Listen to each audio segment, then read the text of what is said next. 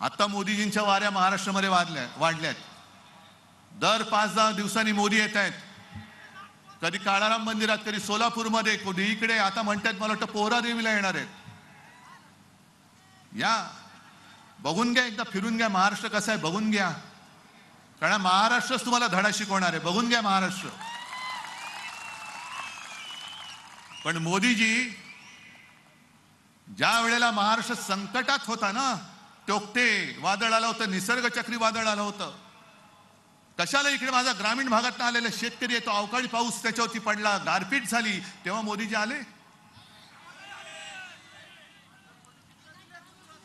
आता फक्त मतांसाठी येत आहेत. मणिपूरला गेले नाहीत, कारण मणिपूरला फक्त 2 जागा आहेत लोकसभेच्या, बरोबर ना, आणि महाराष्ट्रामध्ये 48. म्हणून मोदी इकडे येत आहेत. मग निवडणूक आल्यानंतर महाराष्ट्र तुम्हाला आठवतोय, पण संकटात जेव्हा महाराष्ट्र होरपळत असतो तेव्हा तुम्ही येण्याची साधी एक दानत नाही तुमच्याकडे. टोकते वादळ जसं महाराष्ट्रावरती आदळलं, गुजरातवरती सुद्धा आदळलं, पण महाराष्ट्राने मागून सुद्धा पैसे दिले नाहीत. पण पंतप्रधान गुजरातला धावत गेले आणि मागता न मागितले तरी सुद्धा 1000 कोटी गुजरातला देऊन आले. महाराष्ट्राला दिला ठेंगा. काय तुम्ही देशाचे पंतप्रधान आहात की गुजरातचे आहात? म्हणजे देश के लिए मन की बात आणि गुजरात के लिए धन की बात. का तुम्ही विष फिरताय? गुजरात आमचा सुद्धा आहे. आमच्यामध्ये सुद्धा इकडे गुजराती माता भगिनी बांधव सगळे राहत आहेत, वर्षानुवर्ष राहत आहेत, हिंदू म्हणून राहत आहेत. मी काल तिकडे गेलो, देवळाली बघितली, भगूर बघितलं, नाशिक बघितलं. अनेक आहेत आपल्याकडे, गुजराती आहेत, मुंबईमध्ये आहेत, देशभर पसरलेले आहेत. पण तुम्ही आता हिंदूंमध्ये जो भेदभाव करतात ना, ते हिंदूंमध्ये विष कालवतात, ते घातक आहे. अगदी 92-93 साली सुद्धा ज्या मुंबईमध्ये दंगली पेटल्या होत्या, तेव्हा जा तिथल्या गुजराती बांधवांना आणि उत्तर भारतीयांना सुद्धा विचारा की तुम्हाला कोणी वाचवलं होतं? शिवसेनेने वाचवलं होतं. आम्ही भेदभाव नव्हता केला की अरे कोण आहेस तू, मराठी आहेस, गुजराती आहेस का आणखीन कोणी आहेस, नाही केला.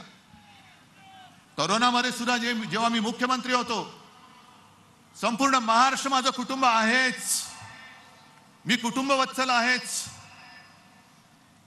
आणि म्हणूनच मी मध्ये ज्या वेळेला माझ्यावरती घराणेशाहीचा आरोप केला गेला, तेव्हा मी म्हटलं होतं की अरे घराणेशाहीचा आरोप कोणीतरी घरंदाज माणसाने केला तर मला त्याला उत्तर द्यायला आवडेल.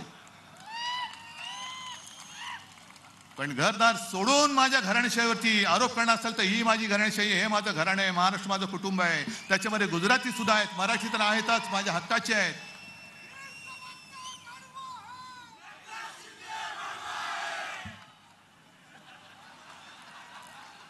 आता तुम्हाला जास्त सांगण्याची गरज नाही, पण आणखीन काही कडवी पानं सुद्धा आहेत. आज हे संपूर्ण जे काय चाललेलं आहे, मोदींचं राजकारण अतिशय घाणेरडं आहे.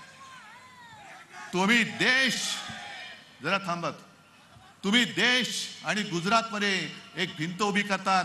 मोदीजी, हे हिंदुत्व आम्हाला मान्य नाहीये. त्यावेळेला छत्रपती शिवाजी महाराजांनी सुरत लुटली होती. ती गुजरातची म्हणून नव्हती लुटली, इंग्रजांची वखार लुटली होती. इंग्रजांची वखार सुरतेला होती म्हणून सुरत लुटली होती. तुम्ही मोदीजी आमचा महाराष्ट्र लुटतात, महाराष्ट्र ओरबाडता आहात.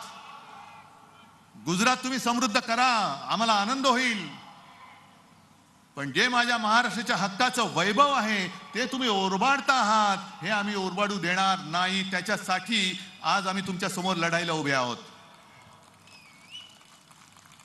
आणि मिंदे जे बोलतात ना, यांनी बाळासाहेबांचे विचार सोडले.